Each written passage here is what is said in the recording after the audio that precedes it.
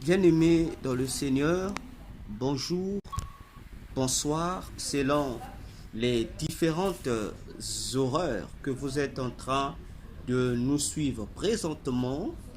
C'est toujours moi, votre humble serviteur, le docteur Véracité KTN. Et aujourd'hui encore, en ce jour du 23 décembre 2023, nous allons poursuivre avec notre bonus 2024, partie 2. Dernièrement, nous avons vu plusieurs réalités sur la première partie, où nous sommes en train d'expliquer l'objet de notre bonus, qui est la modification des limites géographiques. La modification des limites géographiques.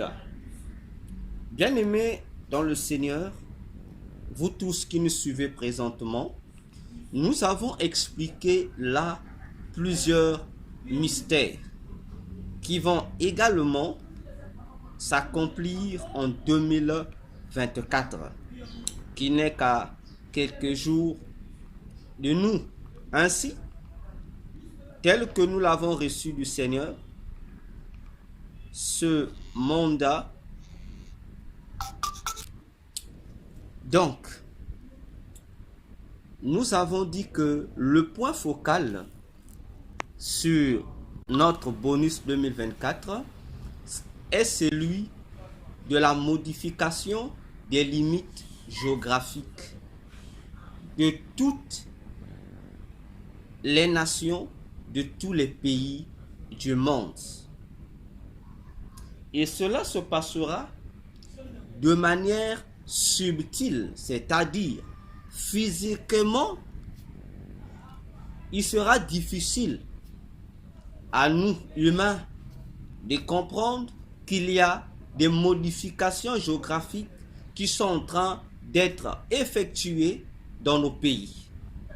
Mais spirituellement, c'est ce qui sera fait au-delà de notre entendement, au-delà de nos différentes analyses. Ces modifications seront faites, seront effectives. Voilà pourquoi nous allons prier le Seigneur pour recommander ce moment d'étude entre les mains du Seigneur, qu'il nous donne tous l'intelligence de comprendre ce que nous allons partager tout le long de cette étude. Prions le Seigneur bien-aimé au nom de Jésus-Christ. Seigneur Jésus, nous bénissons ton amour, nous bénissons ta fidélité, Père, qui nous accorde l'opportunité de nous réunir encore autour des intérêts du royaume, afin, Jésus, de préparer l'Église à ton retour et d'aider ceux qui sont encore dans l'obscurité de voir ta lumière, afin d'avoir aussi part à ce grand et merveilleux événement que tu réserves pour ton peuple, pour ton Église, pour tes chrétiens, Seigneur. Maintenant, Père, que le Saint-Esprit nous communique, Père, l'intelligence, la sagesse, l'esprit de révélation, pour que nous soyons en mesure de saisir les portées prophétiques de ton message, les portées prophétiques de ce qui est écrit dans ta parole.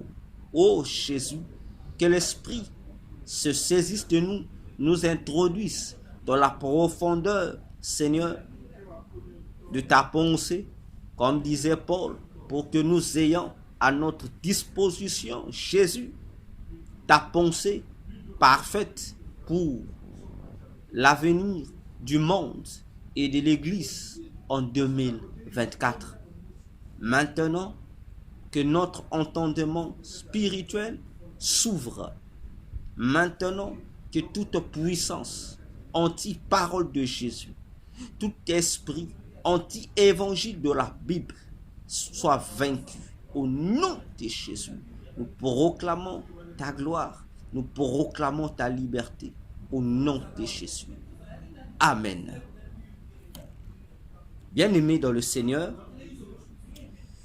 dans notre première partie, nous avons expliqué plusieurs mystères prophétiques concernant des événements politiques qui se déroulent sous nos yeux et dont les enjeux constituent des escaliers pour favoriser l'émission de Satan en 2024. Et parmi tant, nous avons évoqué le phénomène de l'adhésion de l'Ukraine à l'Union européenne. Nous avons dit par là que la guerre entre Russes et l'Ukraine, ce n'est qu'un message satanique. Ce n'est qu'un code mystique que Satan a lancé à travers le monde pour sensibiliser davantage ses agents sur les réalités ou sur la responsabilité que chacun d'eux doit assumer afin d'achever les finitions de l'érection du gouvernement mondial unique, autrement dit, le règne de son fils, l'Antichrist. Alors, bien-aimés, nous devions faire très attention, car nous ne cessons d'insister depuis le mois de juillet 2023 que nous avons commencé cette étude sur 2024. Nous sommes en train d'insister pour sensibiliser tant l'Église d'une part que les païens d'autre part. Pour nous dire, c'est le moment pour nous encore de chercher la face du Seigneur. Que le païen qui est païen quitte le paganisme pour donner sa vie à Jésus. Que le chrétien qui est chrétien également prenne garde de se maintenir dans l'alliance de Jésus et non de tomber pour s'égarer. Parce que l'heure sur le plan spirituel est grave. Alors, vous qui avez cette opportunité de me suivre, moi, votre humble serviteur, le docteur Véracité KTN, bien-aimé dans le Seigneur, prenez donc des mesures. Soyez à vos gardes. Jésus nous aime. Voilà pourquoi il nous donne ces messages sur 2024 depuis le mois de février 2023. Ainsi, l'objectif de la guerre russe-Ukraine, c'est créer, utiliser l'Ukraine comme un pont qui va favoriser l'expansion de la Russie à travers le monde. C'est-à-dire, cette guerre-là, russo-ukraine, c'est quoi? Ce n'est rien d'autre que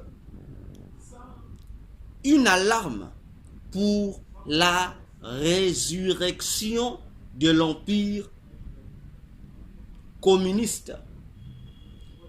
Car ça faisait longtemps que la Russie s'était mise en stand-by sur le plan politique.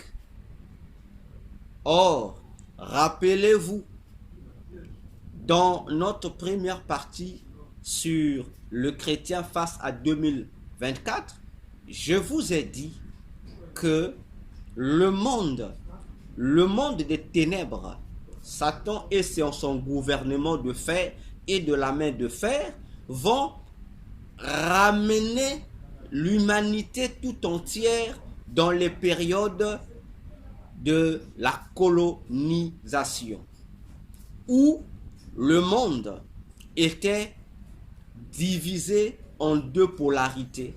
On avait d'un côté le bloc de l'Ouest, caractérisé par les capitalistes, et de l'autre le bloc de l'Est, caractérisé par le bloc communiste, autrement dit l'URSS. Attention, bien-aimés dans le Seigneur. Je vous ai dit que en 2024, vous allez constater le retour de cette bipolarité, le retour de cette division stricte du monde, du globe terrestre en deux clans. Et j'ai dit encore que les bases de cette bipolarité seront posées dans les derniers mois de l'année 2023. C'est pourquoi vous avez remarqué que à la fin de 2023, dans ces derniers mois, on a constaté à travers le monde des présidents, des leaders politiques, tant en Afrique, en Europe, en Asie, en Amérique, se déclarer être des pro-russes. Se déclarer désormais des alliés de la Russie. La plupart des populations du monde ont acclamé ce genre d'initiative. Mais ce que les gens, en acclamant ce genre d'initiative bête, ce genre d'initiative nuisible pour eux, ont ignoré, c'est quoi? C'est que en faisant semblant ou en s'engageant à se détacher du bloc capitaliste, des Américains, des Français, etc., pour en retour se mettre sous les bottes du communisme, vous avez oublié que vous êtes toujours colonisé. Parce que la Russie, la Russie travaille de mèche avec le bloc, les Français, les Américains et que sais-je encore que vous, peuple, semblez refuser. Voilà encore la conséquence du manque de discernement spirituel. C'est pourquoi Proverbe pouvait dire que lorsqu'il n'y a pas de révélation, le peuple est dans le noir. Le peuple est égaré. Mais heureux le peuple qui observe la loi de Dieu. Bien-aimés dans le Seigneur, je vous dis, sur le plan spirituel, la politique mondiale est en pleine saturation. La politique mondiale est lourde car elle est en train de subir les pressions, les dernières pressions du royaume de Satan pour pouvoir s'accélérer à finaliser l'intronisation de l'Antichrist sur la scène mondiale afin d'imposer au monde entier un seul gouvernement qui aura pour Dieu le diable en chair et en os. Alors, ce qui a été hier, Salomon nous l'a rappelé, c'est ce qui sera. Donc, notre humanité, le monde entier est en train d'être dirigé vers un monde bipolaire. Nous allons retrouver les réalités de la guerre froide. Le monde aura deux camps. Vous aurez un camp qui va appartenir au bloc capitaliste, un autre clan qui va appartenir au bloc communiste. Et tout cela ne sera que des diversions parce que l'objectif de l'existence de ces deux blocs politiques, c'est quoi? C'est faire un recrutement de pays et de nations. Une fois que les nations vont choisir leur camp, ça veut dire que le monde entier n'aura que deux types de langage. Soit tu parles capitaliste, soit tu parles communiste. Autrement dit, soit tu appartiens au groupe qui se réclame du capitalisme, ou soit tu te réclameras du groupe qui se réclamera pour l'URSS, aujourd'hui appelé socialisme. Et une fois que les deux camps sont établis, fixés, qu'est-ce qui va se passer? On va maintenant procéder à la dissolution de ces deux blocs, capitalistes et communistes, pour pouvoir les fusionner afin de ressortir à partir de cette fusion un seul bloc qui sera le bloc mondialiste, c'est-à-dire le gouvernement unique sur lequel viendra régner, gouverner, dominer, dictatoriser l'antichrist, le faux Jésus. Voilà l'objectif de ces deux tendances qui influencent strictement les nations aujourd'hui. Pour nous dire, nous l'Église, ces choses doivent nous mettre en garde parce que ce sont des indices prophétiques qui doivent nous interpeller. Oui, bien-aimés dans le Seigneur, ça doit nous interpeller. C'est pourquoi encore, en passant, faites attention avec la reconstruction de la cathédrale Notre-Dame de la France. Je répète, faites énormément attention à la reconstruction de la cathédrale Notre-Dame de Paris ou de la France, parce que sa destruction est un message que le monde de Satan a lancé au monde, précisément à leurs agences sataniques, d'après leur calendrier mystique. Ainsi, sa reconstruction également sera un second message. Et ce second message va occasionner des réalités politiques de plus sur la terre en faveur du royaume des ténèbres. Faisons, je vous dis, énormément attention. Je dis encore, faisons attention avec 2024. Je rappelle toujours ce que le Seigneur nous a dit. Et je ne cesse de vous le répéter en pesant mes mots. Au ciel, 2024 est configuré et porte l'emblème du livre d'Exode. Et j'ai dit, si vous voulez comprendre ce que sera 2024, lisez seulement tout le livre d'Exode, du premier chapitre jusqu'au dernier chapitre.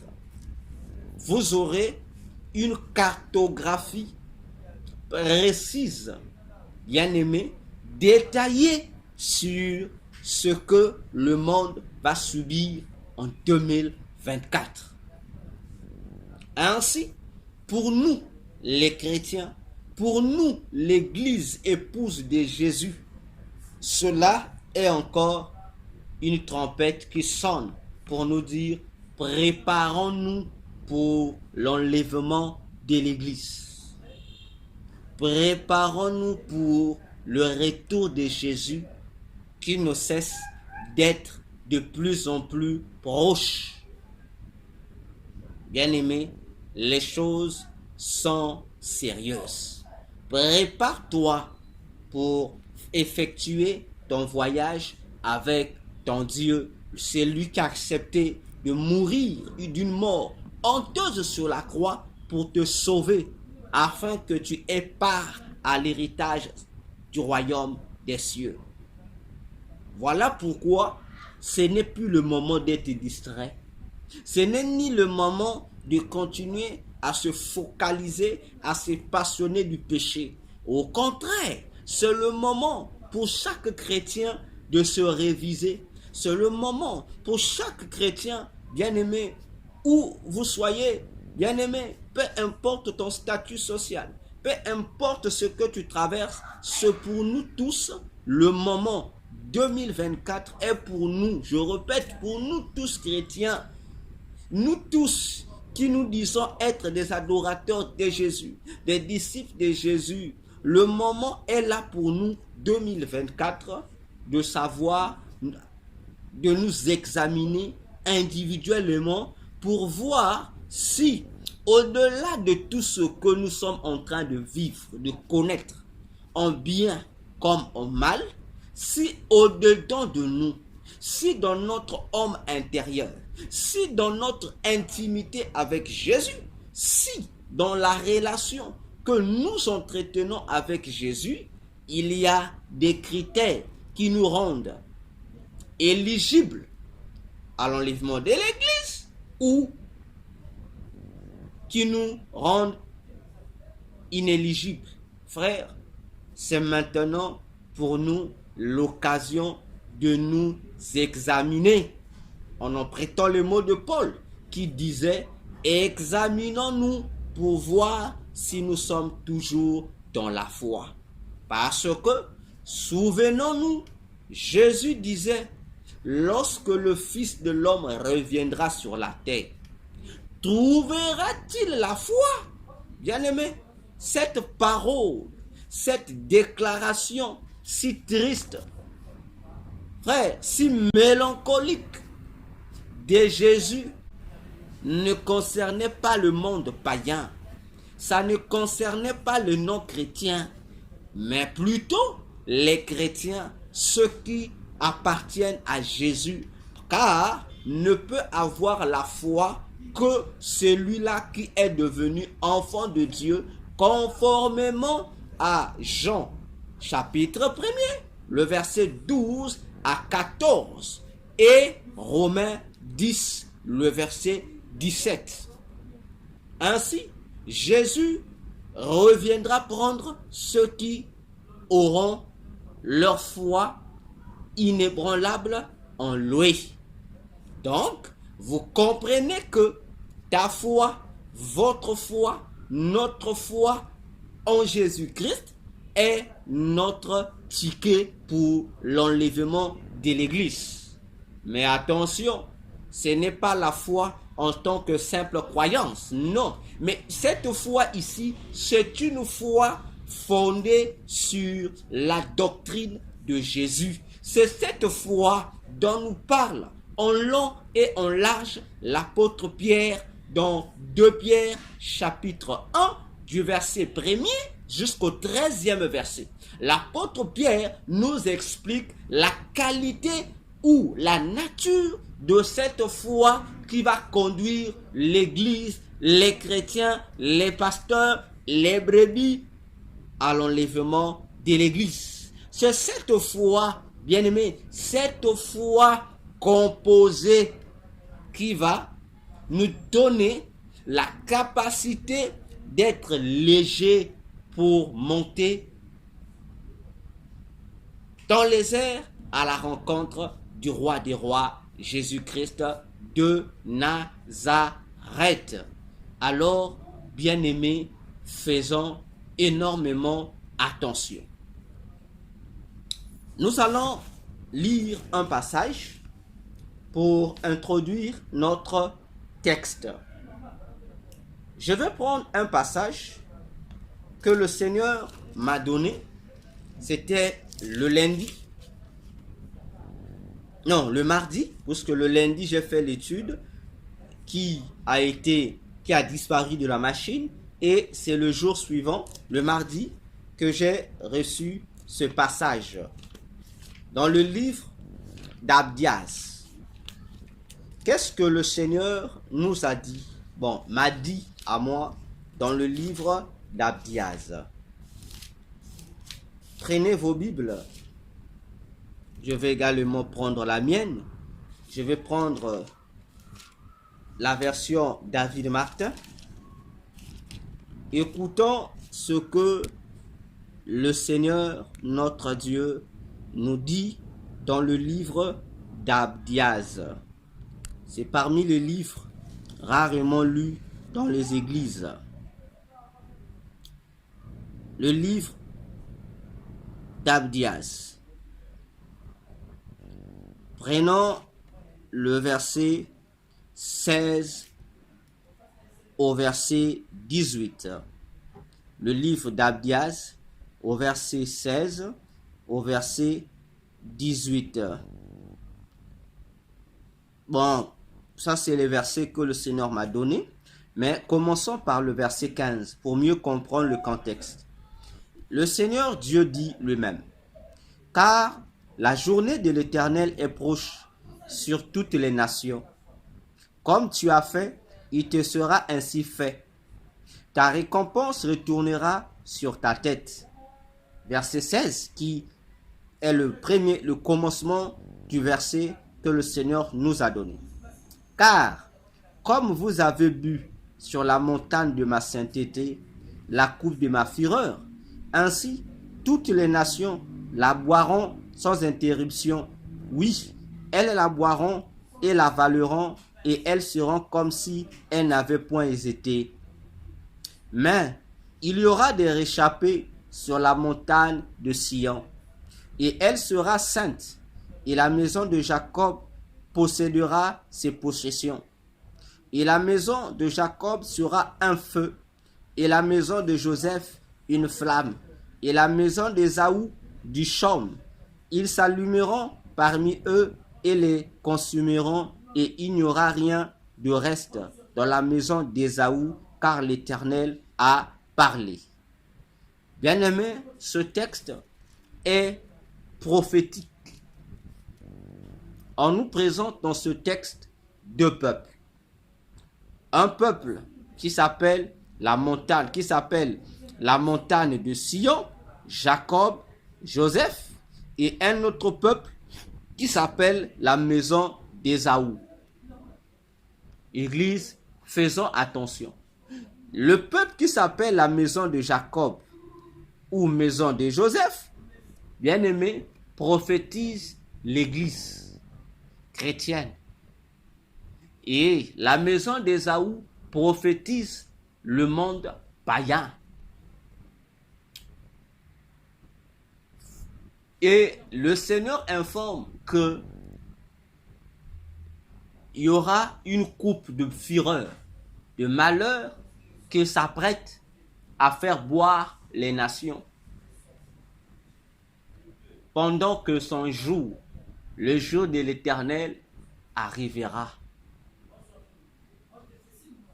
Bien-aimés, faisons attention. Alors, comprenons ici que Jacob, la maison de, pendant que le monde va s'amplifier dans des catastrophes, dans des dégâts, des destructions de toute nature, dans des sinistres, bien-aimés, plus alarmoyants, les temps vont se corser davantage. Les temps seront de plus en plus difficiles. Les crises alimentaires, les crises économiques, les crises sanitaires et que sais-je encore vont s'intensifier. Tous ces malheurs mondiaux vont se présenter. Dieu dit que son peuple, tout son peuple ne sera pas séduit. Il y aura des réchappés qui vont résister contre ces planifications de l'organisation des ténèbres. Et le critère pour résister contre ces planifications sataniques, c'est d'être des flammes de feu pour consumer l'influence de la maison d'Ésaü, qui est caractérisée ici par le chaume ou la paille.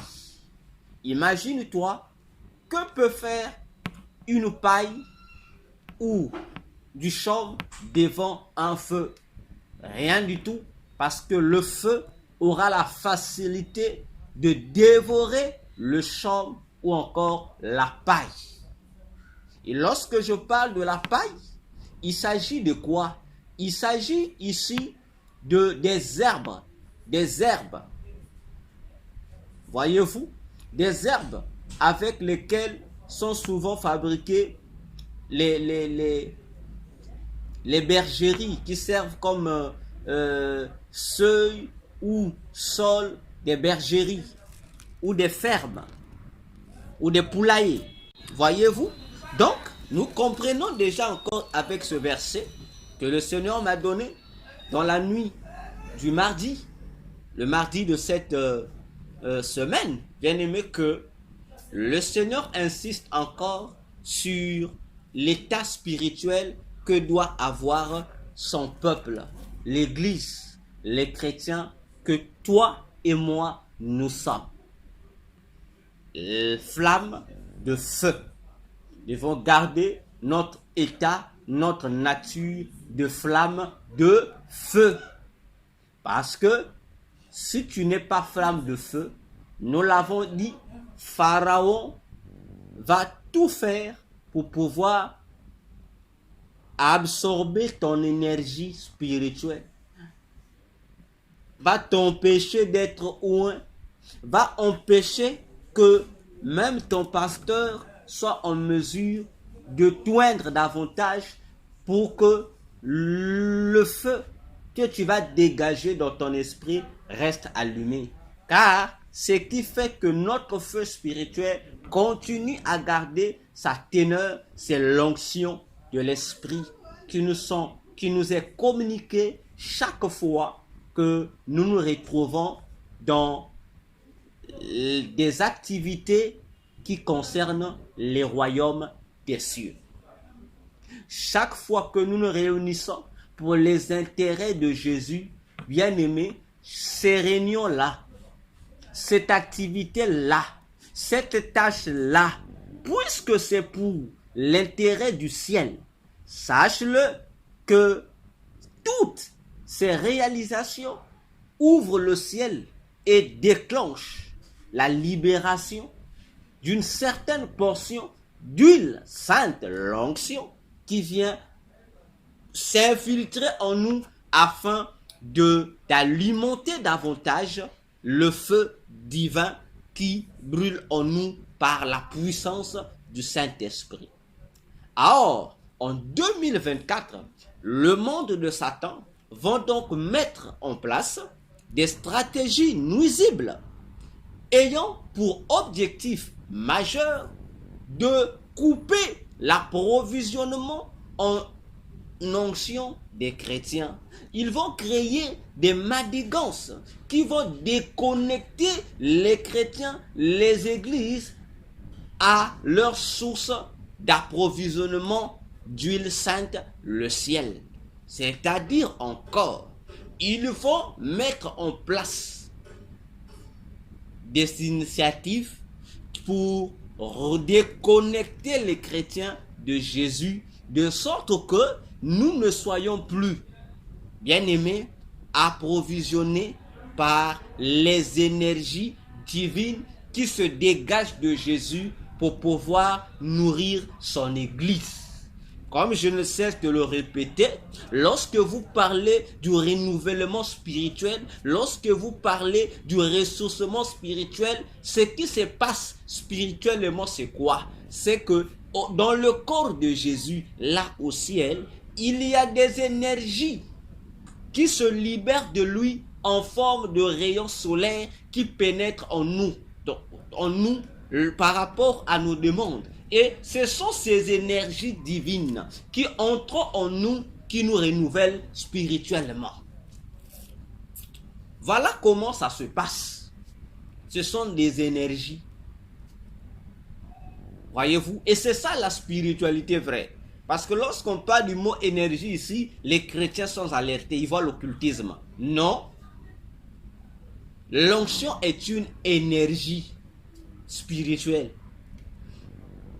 Lorsque tu pries, le résultat que tu reçois en dehors des biens matériels, en dehors des résolutions de tes situations, la prière déclenche, attire sur toi des sources, des portions d'énergie. Tout comme le jeûne, tout comme la méditation de la parole, bref, toute activité ou exercice spirituel lié à Jésus, bien-aimé, tu nous communiques, nous l'Église, des énergies. Voilà pourquoi il est dangereux de se relâcher dans l'œuvre de Dieu. Voilà pourquoi il est malheureux, frère, d'être de plus en plus absent dans les activités de Dieu, d'être toujours, bien-aimé, loin de ce qui se passe dans ton église. Il est un danger grave, bien-aimé, pour toi, pour moi, de toujours souffrir des grands absentéismes en ce qui concerne les activités de Jésus. Parce que celui-là qui n'est toujours pas accoutumier, qui ne s'intéresse pas aux œuvres de Dieu, aux activités ecclésiastiques, à la prière, individuelle comme collective, bien-aimé, sache-le que tu te déconnectes sans te rendre compte des différentes sources d'énergie de Jésus pour le bien-être de ton homme intérieur. Voilà pourquoi j'avais dit ça dans les années passées, plusieurs années sont passées, que vous constaterez sur la terre, je crois que nous sommes là en 2012, je disais aux gens que dans les années futures, vous allez constater qu'il y aura des doctrines, des démons qui vont prendre de plus en plus d'ampleur dans le monde. Parmi tant d'autres, vous entendrez des individus qui s'élèveront pour vous dire que n'allez plus prier dans les églises bâtiments. Qu'il paraît que c'est interdit dans la Bible. Qu'il faut arrêter d'aller prier dans les églises bâtiments. Frère, c'est une doctrine des démons. L'objectif, c'est quoi? C'est empêcher les chrétiens de jouir de la communion fraternelle.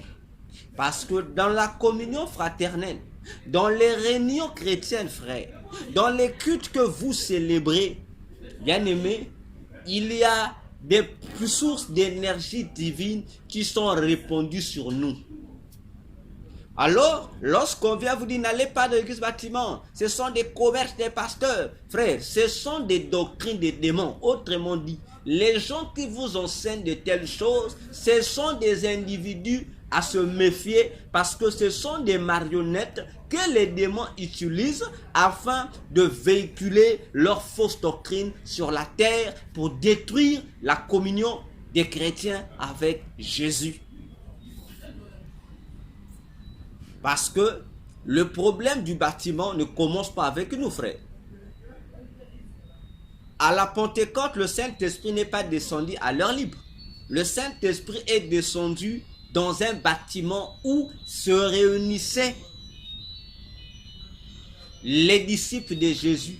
Un lieu qui était devenu pour eux leur lieu de rencontre. Le livre des Actes des Apôtres, chapitre 1 et chapitre 2 est clair, bien aimé. Même tout le livre des Actes le confirme avec un langage simple. Un langage que même celui qui n'a jamais été à l'école peut comprendre.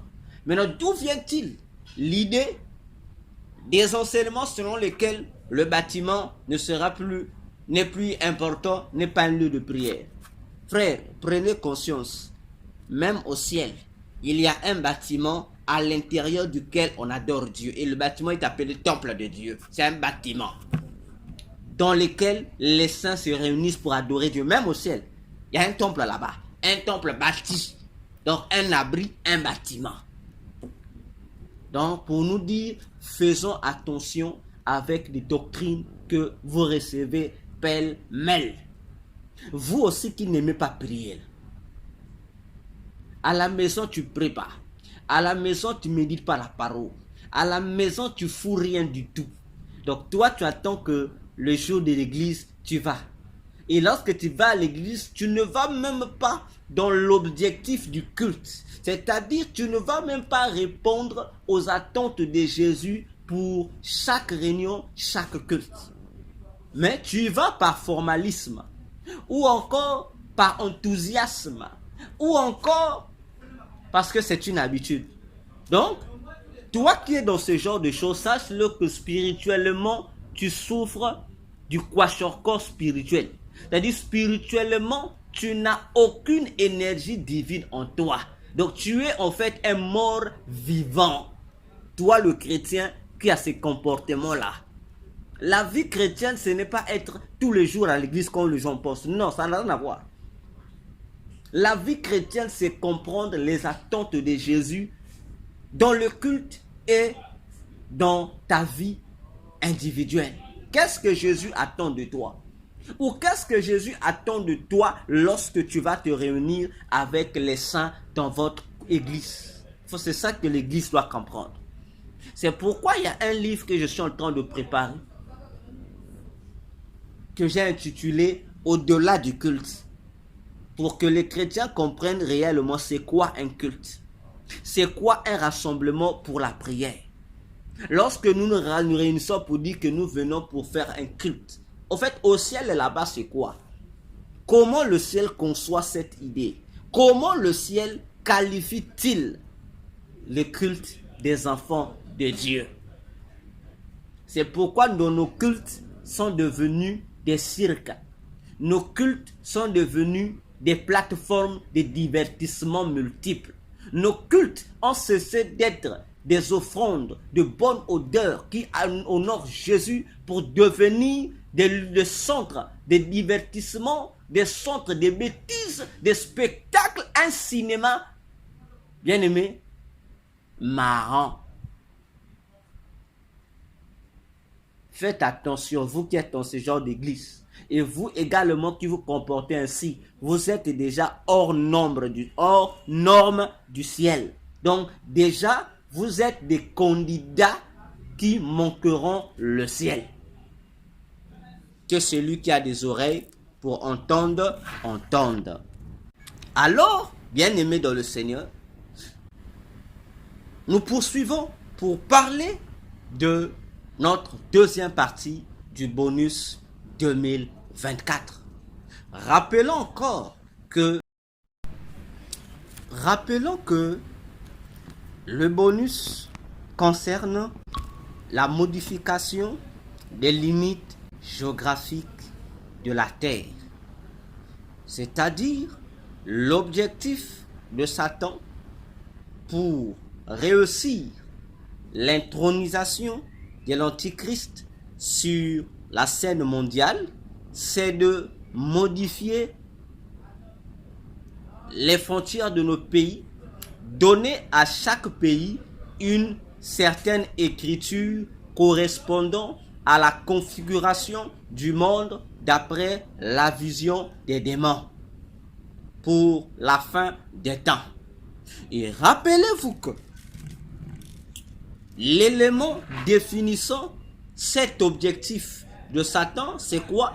C'est la fossile géante que le démon patronnant l'année 2024 faisait traîner derrière lui dans ce lieu désertique et qui laissait des traces de sillons.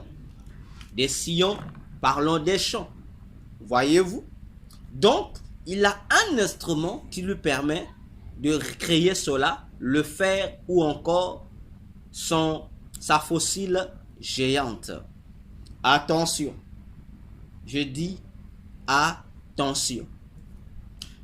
Lorsque vous prenez une fossile, je dis bien, lorsque vous prenez une fossile, vous allez remarquer que une fossile a la forme du bec d'un oiseau. Je répète, lorsque vous prenez une fossile, vous remarquerez vous-même que la fossile a la forme du bec d'un oiseau. Attention. Et si vous prenez cette forme de bec d'oiseau, vous faites viroter, vous allez constater que ça va vous donner un oiseau précis. Prophétiquement parlant, l'oiseau que ça nous donne, c'est le héron.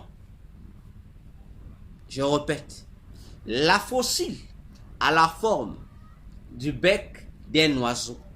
Et prophétiquement ou spirituellement, la forme là, c'est la forme du bec d'un oiseau qu'on appelle héron, le héron. Attention. Le héron. Or, pardon, la structure de la classification des oiseaux, un héron est appelé oiseau de proie. Église, faisons attention avec 2024. Vous allez voir que ce que je vais dire ici va nous rappeler tout ce que nous avons dit, ou presque dit, dans notre étude Le chrétien face à 2024. La fossile ici, donc, nous prophétise également un oiseau qui est le héron. Or, le héron est un oiseau de proie. Attention, c'est un oiseau de proie. Bien-aimé, attention. Mais ce qui est curieux, c'est que le mot héron en grec, bien-aimé, ça veut dire un héros. C'est héros en tant que héros. Le héros, pas héros de la monnaie, mais héros de vainqueur. Héros d'un guerrier faisant des exploits. Donc, le héron, le mot héron veut dire un héros de guerre. Or, si le héron est un animal ou un oiseau de proie, vous comprenez automatiquement que le héron, spirituellement, prophétise un héros. Attention, un héros qui va à la conquête des proies ou d'une proie. Attention, on va arriver prophétiquement avec la Bible petit à petit pour atterrir. Retenez que la fossile géante que tient le démon qui va patronner 2024 symbolise aussi un oiseau, mais un oiseau qui est le héron, qui est l'emblème d'un héros. Un héros conquérant qui va à la conquête des proies ou d'une proie.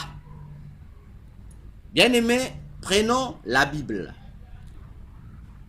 Prenons Genèse chapitre 6 du 1er au 5e verset. J'aime Jésus, j'aime sa parole qui nous cache des grands secrets. Genèse 6 du 1er au 5e verset. Lisons la parole du Seigneur. Or, il arriva que, quand les hommes eurent commencé à se multiplier sur la terre et qu'ils eurent engendré des filles, les fils de Dieu, voyant que les filles des hommes étaient belles, prirent pour leurs femmes de toutes celles qu'ils choisirent. Et l'Éternel dit, mon esprit ne plaidera point à toujours avec les hommes, car aussi ils ne sont que chair, mais leurs jours seront de 20 ans, c'est-à-dire 120 ans. Il y avait en ce temps-là des géants sur la terre. Lors, dis-je que les fils de Dieu se furent joints avec les filles des hommes et qu'elles leur eurent fait des enfants. Ce sont ces puissants hommes qui de tout temps ont été des gens de renom. Et l'Éternel, voyant que la malice des hommes était très grande sur la terre et que toute l'imagination des pensées de leur cœur n'était que mal en tout temps, verset 6, se répandit d'avoir fait l'homme sur la terre et ont eu du déplaisir dans son cœur. Je dis Amen. Si vous avez suivi ma lecture, vous allez comprendre que cette lecture de Genèse 6 nous a rappelé la première partie du bonus 2024.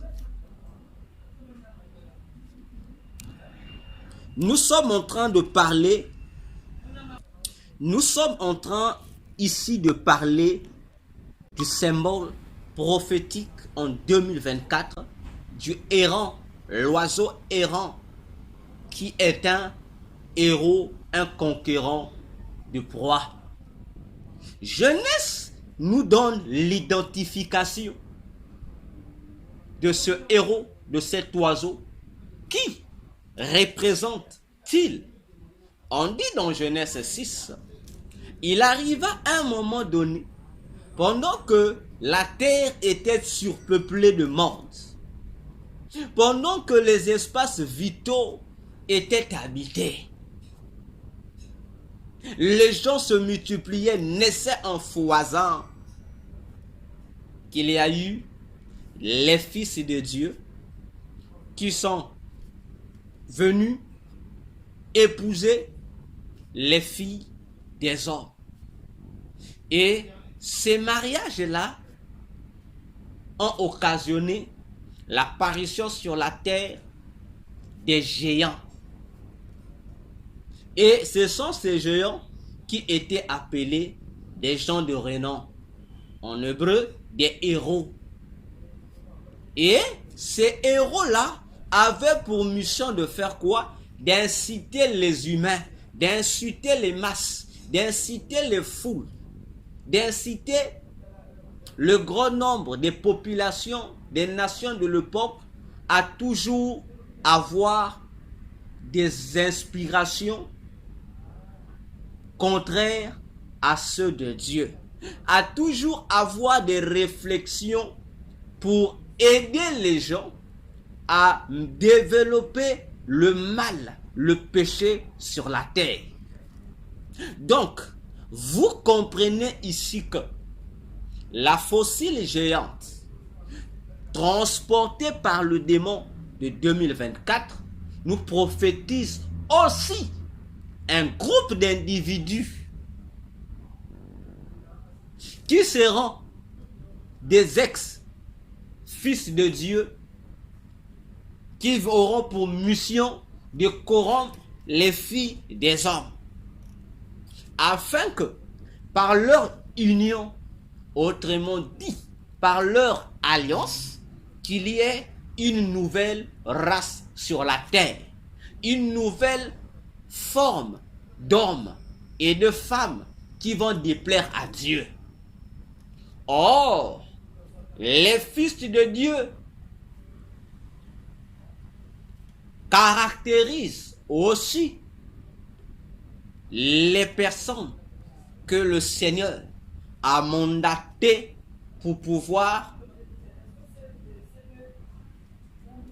préserver, gagner pour sa cause les filles des hommes. Attention, je répète, les fils de Dieu caractérisent aussi les envoyés de Dieu, les messagers de Jésus, les serviteurs de Dieu envoyés par toute la terre pour gagner les filles des hommes à sa cause.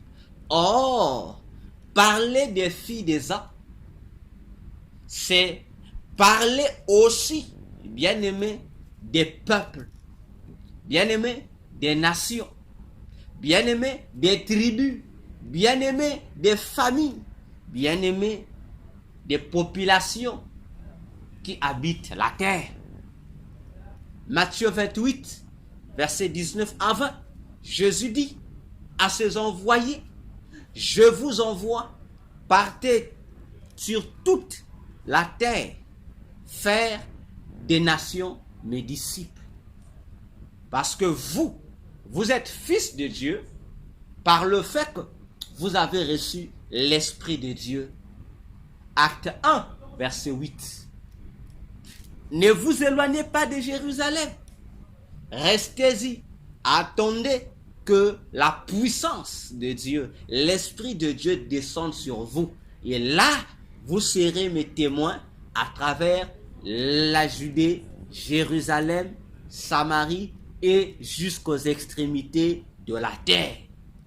Et l'apôtre Paul disait dans Romains 8, du verset 14 jusqu'au verset 16e, il disait que celui qui est fils de Dieu, c'est cet homme ou cette femme qui a en lui l'Esprit de Jésus. C'est pourquoi en 2024, nous l'avons dit, et je le répète encore, le héros que la fossile du démon de 2024 va utiliser afin d'aider encore les familles, les habitants de la terre à mieux s'éloigner de Jésus ne seront que les serviteurs, les servantes, les hommes et les femmes, ainsi que les envoyés de Dieu qui sont sur la terre. Ils seront corrompus et convertis, bien-aimés, en des héros, c'est-à-dire en des gens qui auront du succès, qui auront de la renommée, qui seront populaires. Or, ils vont oublier que leur popularité va causer leur déchéance et en même temps la renverse de leur mission. C'est-à-dire, au lieu de gagner le païen pour Christ, ils vont maintenant gagner les chrétiens pour Satan. Leur mission sera renversée parce qu'ils seront corrompus. Déjà, comme j'avais annoncé en 2023, vous voyez comment les hommes de Dieu de nos nations, les pasteurs des églises, les docteurs, les apôtres, les évangélistes, les prophètes, bien-aimés, sont devenus des nouvelles célébrités dans le monde, sont devenus des gros noms, tandis que la mission évangélique a été écrasée et sous leurs pieds. Au lieu de nous présenter le Christ, qui devrait être la personne célèbre, la célébrité que eux, voyez-vous, au lieu que Jésus soit cette célébrité qui devrait être élevée en tant que véritable étoile, en tant que véritable star, pour attirer les regards des habitants vers lui, pour leur salut, comme Jésus le disait dans Jean 3 à Nicodème, que de même que Moïse éleva le serpent au désert, afin que quiconque le regardait ait la vie.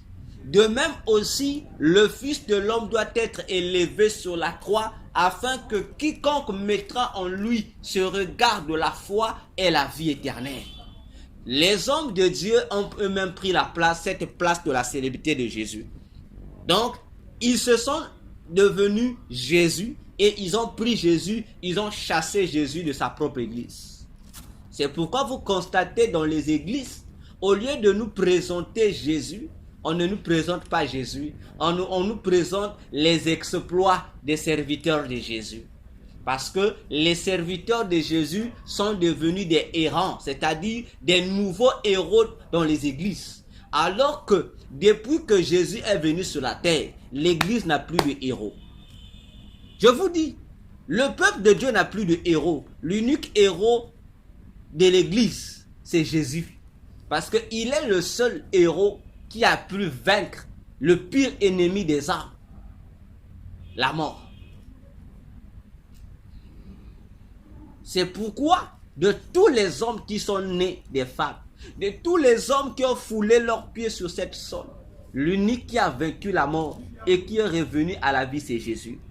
C'est pourquoi la Bible nous dit dans Philippiens 2, le verset 5 jusqu'au verset 11, tout genou confesse sa seigneurie et toute langue confesse plutôt sa seigneurie et tout genou fléchit devant Jésus. Alors, la question il faut se poser, les pasteurs, ce qu'ils vous présentent là, comme ce sont des héros, ils ont pris la place de Jésus. Ils ont fait le coup d'état à Jésus. Ils ne te prêchent plus Jésus, mais ils te prêchent ce miracle que lui fait. Ils te parlent de ces prophéties que lui donne. Ils te parlent de... En fait, voyez comment l'église est devenue aujourd'hui. Sachez-le que en 2024, cela va s'intensifier. Voilà pourquoi, avec tristesse de le dire, c'est choquant de voir que ce sont désormais les pasteurs des églises qui initient les politiciens de nos pays, les musiciens de nos pays, les hommes d'affaires de nos pays dans l'occultisme. Frères, sœurs, est-ce que vous pouvez imaginer une telle abomination?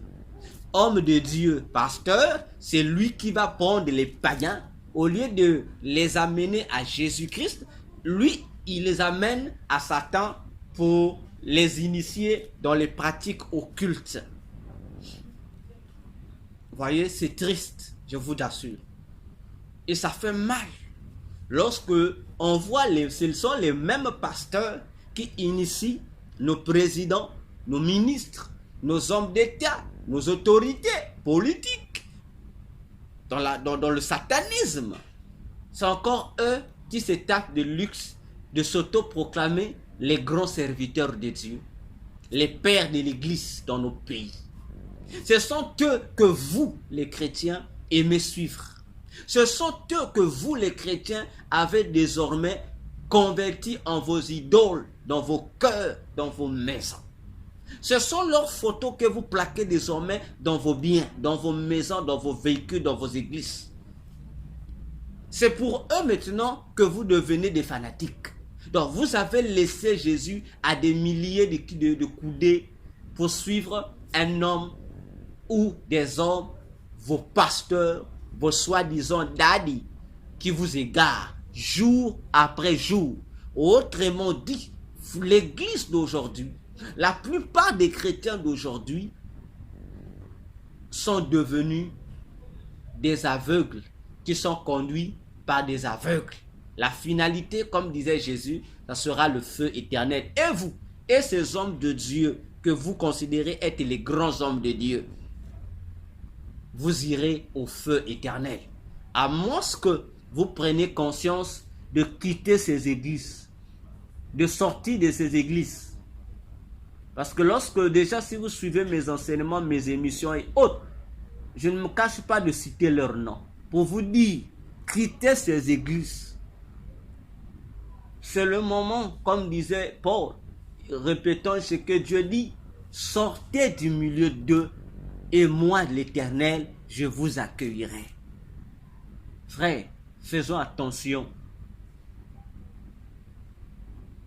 Les temps sont finis. Jésus revient bientôt.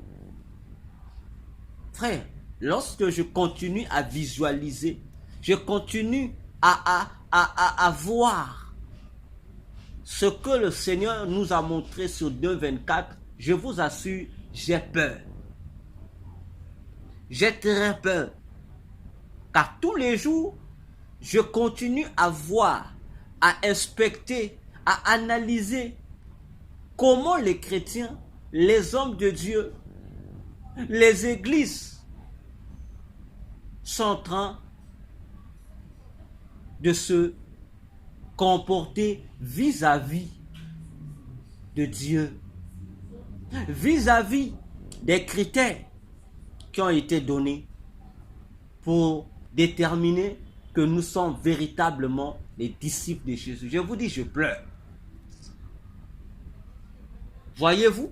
Donc, le héron sera les hommes de Dieu corrompus qui vont devenir des instruments de Satan pour aller chercher pour Satan des proies.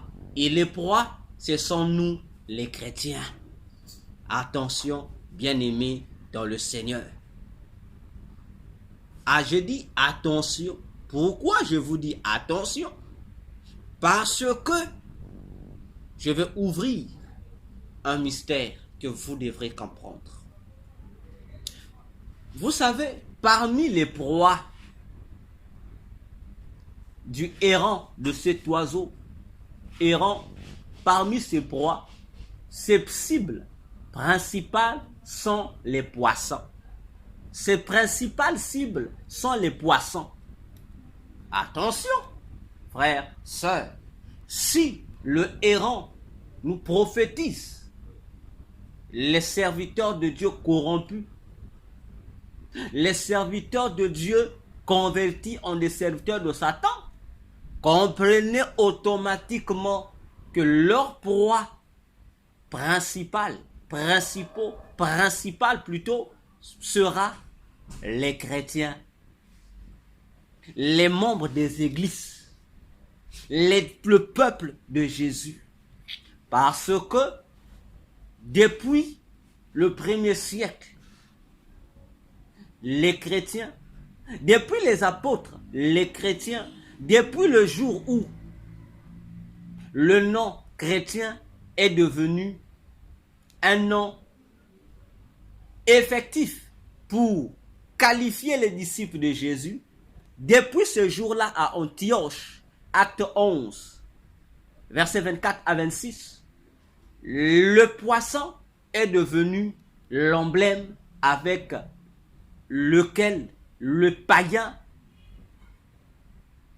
qualifiait également les chrétiens, l'église de Jésus. Pourquoi le poisson? Simplement parce que le nom de Jésus en grec, Christus, donnait un symbole. Lorsque on écrivait ça en grec, ça donnait une forme, un symbole. Ça donnait la forme ou le symbole d'un poisson. Donc, lorsque on voyait le nom Christ en grec, ça avait la forme, ça donnait la forme d'un poisson. Donc, ils ont donné le nom poisson aux chrétiens. Donc, on appelait chrétiens les poissons. On les appelait les poissons. C'est même à partir de là que est née la légende du poisson d'avril. Voyez-vous? Donc, les chrétiens étaient appelés des poissons d'avril. Pour dire que c'était des poissons d'avril. Alors qu'en avril, il était difficile qu'on ait des poissons. Voyez-vous? Donc, c'était une connotation que le païen avait attribuée aux chrétiens. Donc, le héron sont les messagers de Satan qui vont aller à la conquête des chrétiens pour les amener à être le peuple de Satan, les poissons. Alors, bien-aimés dans le Seigneur, faisons attention. Je dis, le poisson, bien-aimé, pour vivre, il a besoin de deux choses. Le poisson, pour vivre, a besoin de deux choses seulement. Deux. il a besoin du vent et il a besoin de l'eau. Je répète, le poisson pour vivre, il a besoin de l'air, il a besoin de l'eau. Remarquez comment Jésus, dans Jean 3, a identifié son peuple, ceux qui devraient lui appartenir. Il dit, ils doivent naître d'eau et d'esprit. Et lorsqu'il parle d'esprit, il symbolise l'esprit par un vent. Il dit, ce sont ces deux éléments qui font naître de nouveau celui qui appartient à Dieu. Autrement dit, un enfant de Dieu devient enfant de Dieu seulement à partir de deux éléments. L'air, qui est l'esprit, et l'eau, bien-aimé, qui est le baptême d'eau ou encore la parole de Dieu. Vous comprenez que spirituellement, les chrétiens, l'église est perçue comme un poisson. Frère, ça devient sérieux. Je comprends encore ici pourquoi Jésus disait un jour aux pharisiens qu'ils voulaient que Jésus leur montre un miracle pour leur faire comprendre ce qui se passait sur le plan prophétique en matière du temps. Jésus répondit à ses contemporains, répondit aux chefs religieux, il ne vous sera donné aucun autre miracle sinon que celui de Jonas. Église, faisant très attention. Le miracle de Jonas. Mais lorsque nous ouvrons grandement les yeux spirituels avec les jumelles de la parole de Dieu, nous voyons les deux éléments ici, l'air et l'eau, réunis dans le personnage de Jonas. Attention, bien-aimé dans le Seigneur, l'histoire de Jonas, comme dit Jésus, Jonas fit 3 jours, 3 nuits dans le ventre d'un poisson. Ah, Église, j'aime les choses de Dieu. Le poisson est un animal aquatique. Donc, lorsque nous voyons le poisson, nous voyons automatiquement le monde des eaux. Autrement dit, l'eau. Attention. Or, le nom Jonas signifie en hébreu colombe. Attention. Le nom Jonas signifie en hébreu, Jonas veut dire une colombe. Or, la colombe est un oiseau. Et lorsque nous voyons un oiseau, nous voyons le monde de l'air. C'est-à-dire, nous voyons le vent. Autrement dit, le miracle de Jonas, qui doit servir de témoignage et de preuve à tous ceux qui sont incrédules à l'évangile de Jésus-Christ. Frère, c'est quoi? C'est de comprendre que lorsque l'eau et le vent fusionnent, c'est que il y a Dieu sur la terre. C'est que il y a la sémence de Dieu sur la terre. C'est que il y a dans le monde, autrement dit, le monde est entré dans une phase de sélection pour la récupération de l'identité divine. Attention, bien-aimés dans le Seigneur. Attention. Je dis attention. Car lorsque Jonas sera vomi par le poisson, il va tomber à Ninive. Mais il fera quoi à Ninive? Il va aller évangéliser le peuple de Ninive.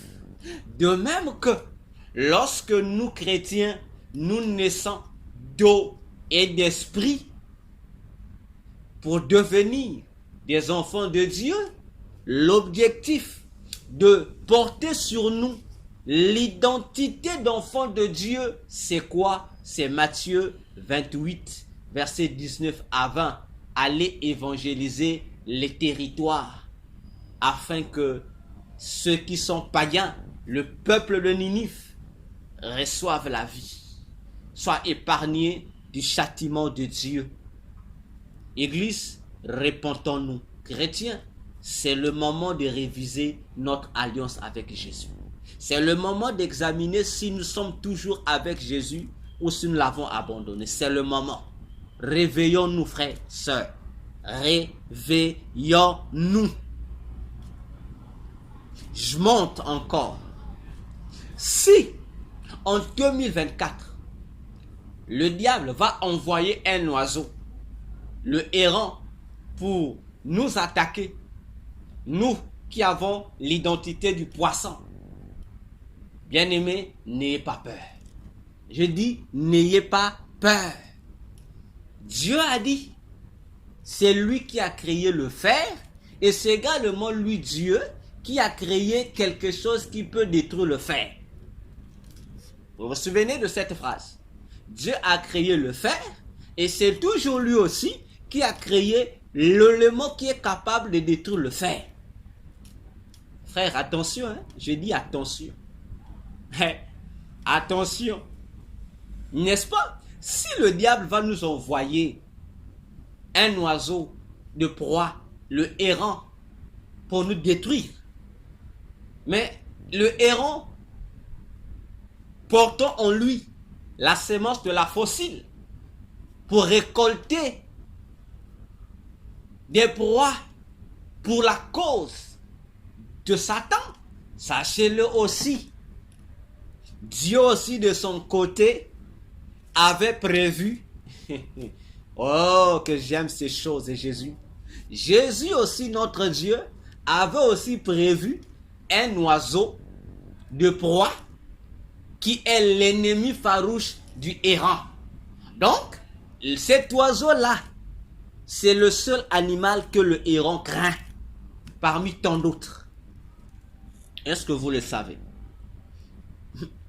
Est-ce que vous le savez, frères, sœurs?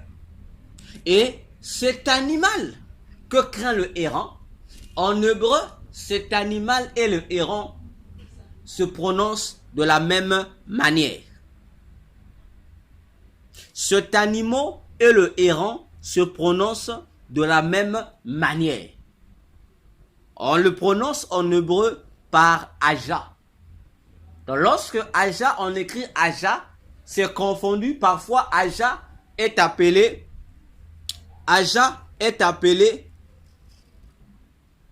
héron. Parfois, on l'appelle du nom de l'autre animal ennemi du héron. Or, l'animal ennemi du héron, c'est quoi? C'est un autre oiseau qu'on appelle le faucon. L'oiseau qu'on appelle le faucon. Bien-aimé, faites attention avec la prophétie de la Bible. J'ai toujours dit, la Bible a tout dit, mais la Bible n'a pas tout dit. Frère, comment peut-on remarquer et comprendre que la fossile puisse avoir la forme du bec d'un héron, mais en même temps, la même fossile aussi a la forme du bec d'un faucon.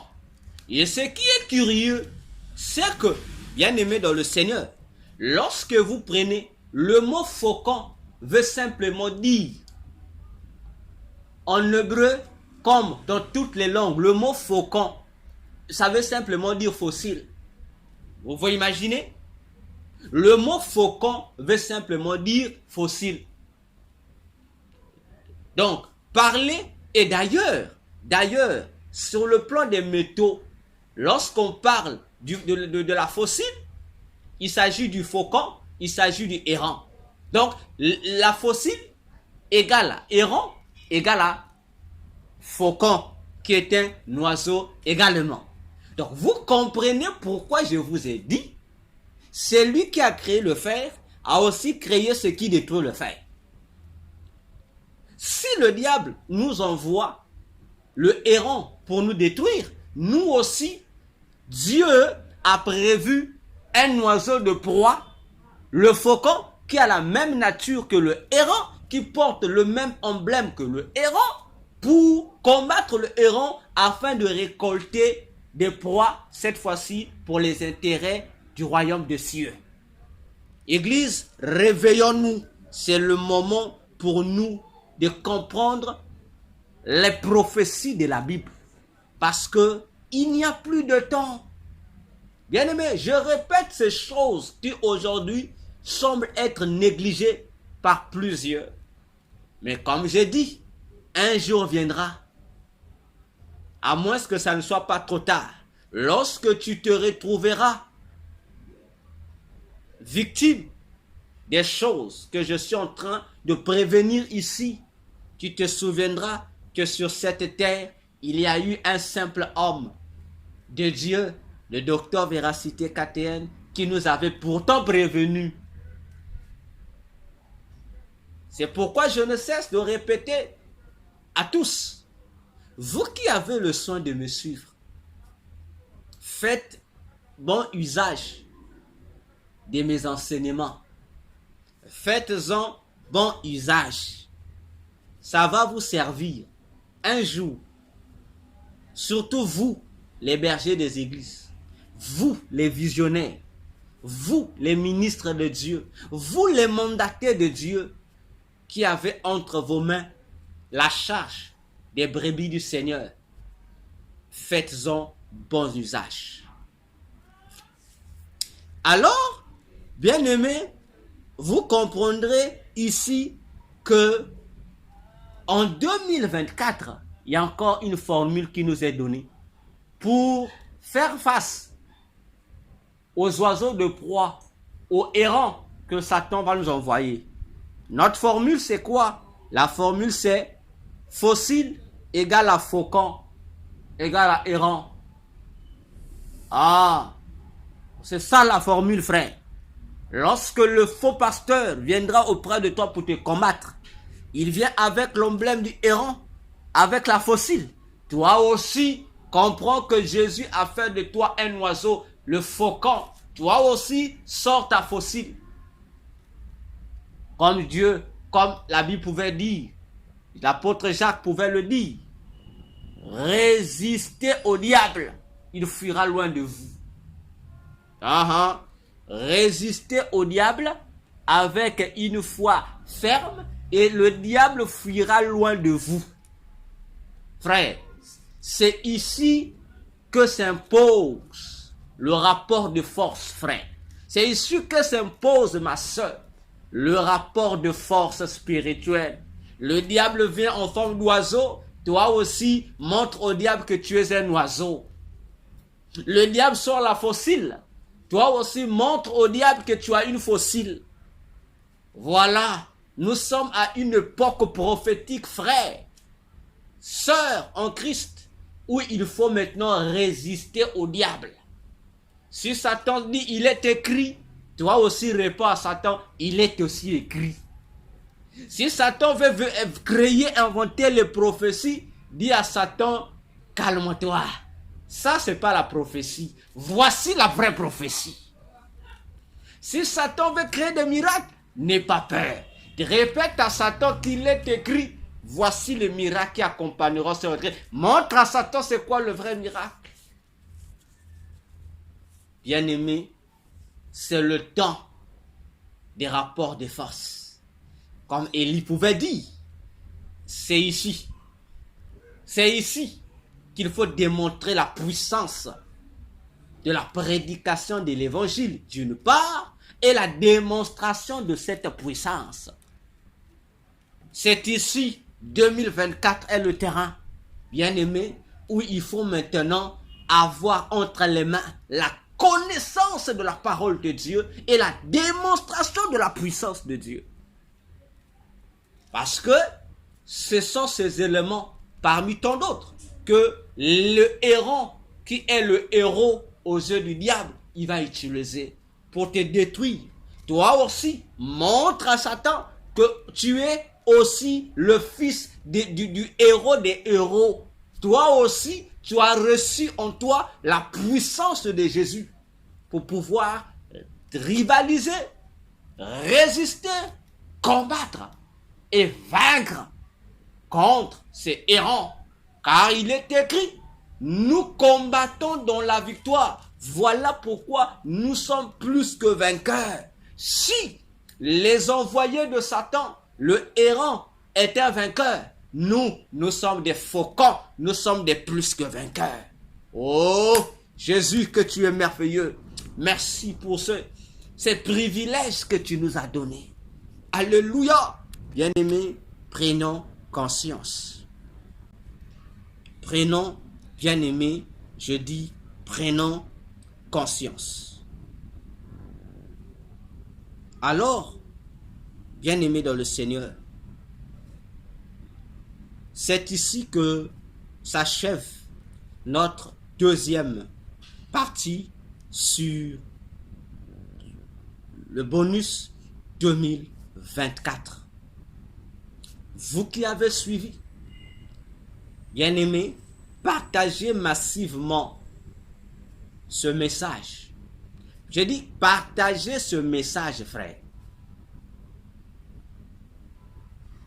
Partagez ce message. Likez, frère. Lorsque tu écoutes la vidéo, ne termine pas la vidéo. Like.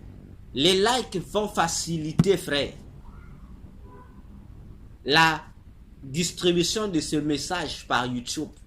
Like, appuie le petit pouce là pour dire que tu as aimé la vidéo. Aime la vidéo, active la vidéo, bien aimé, et abonne-toi pour communiquer le message prophétique du temps, de la fin que l'Église est en train de traverser.